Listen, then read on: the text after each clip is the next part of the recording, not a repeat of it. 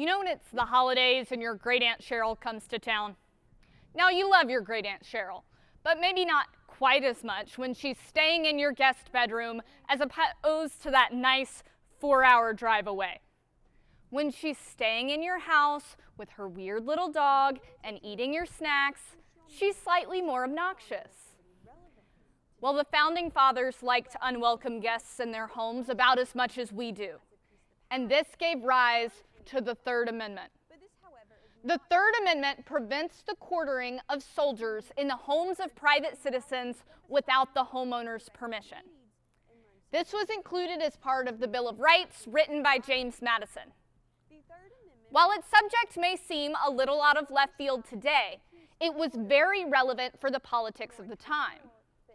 Less than 30 years before the ratification of the Bill of Rights, the British Parliament passed the Quartering Act.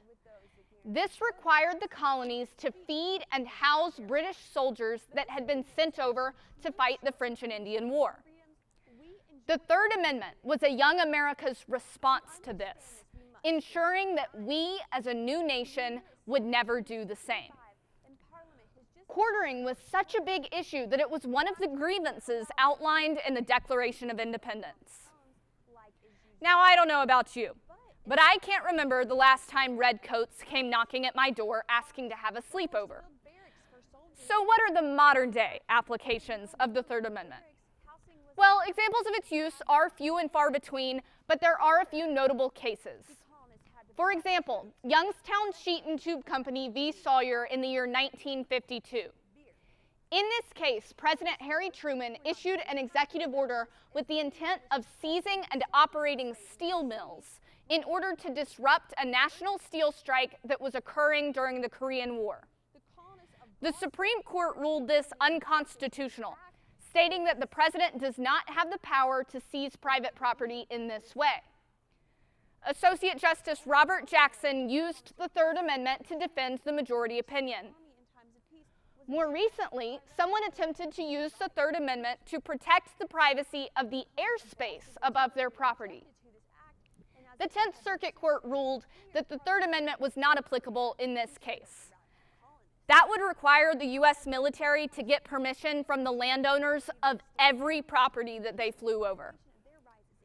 Most recently, there was discussion of the Third Amendment in the news and media. During the protests following the death of George Floyd, former President Donald Trump activated National Guard troops in several states and in Washington, D.C.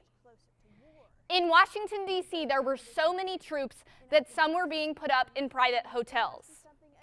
While no one suggested quartering these individuals in people's homes, it did spark an interesting discussion of the Third Amendment in the media. And this was the first time the Third Amendment had been brought to the forefront of political discourse in quite some time.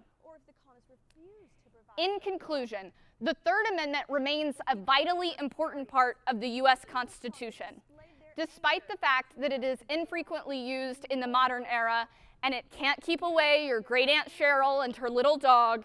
It does protect a citizen's right to privacy and define the relationship between civilians and the military.